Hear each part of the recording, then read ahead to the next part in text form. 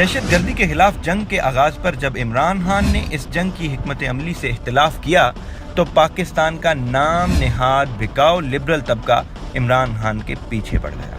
क्योंकि मैं जंग के खिलाफ था, क्योंकि मैं समझता था कि हमें कभी भी अपनी फौज कबायली इलाके में नहीं भेजनी चाहिए थी,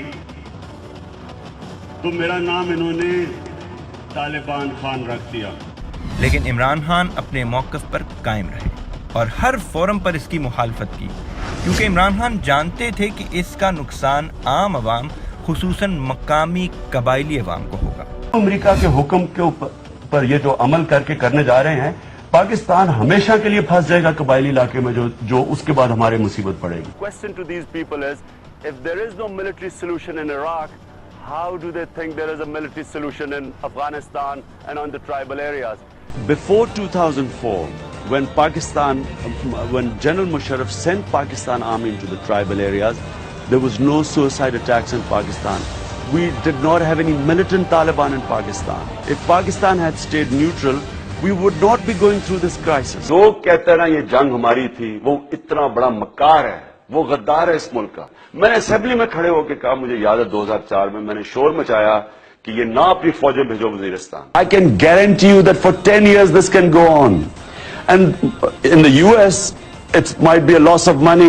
In Pakistan, we are going under. This country is sinking under this. Pakistan should own up the war, do not behave as a sort of fighting America's war because America is giving Pakistan the money.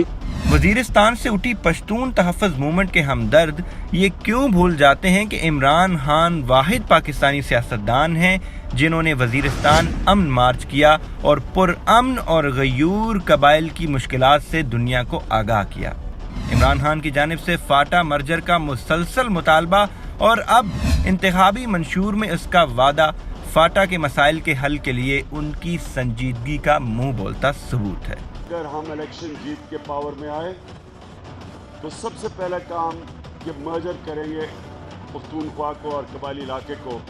कबायली इलाके के लोगों ये सुन लो, आते साथ ही इंशाल्लाह हमें इक़्तिदार मिला, हम आपको जम करेंगे, आपको पख्तूनख्वा की असेंबली में नुमाइंदगी देंगे। इंशाल्लाह तहरीक इंसाफ इक़्तिदार में आके कबाइल की तमाम मजलूमियों का अजाला करेगी।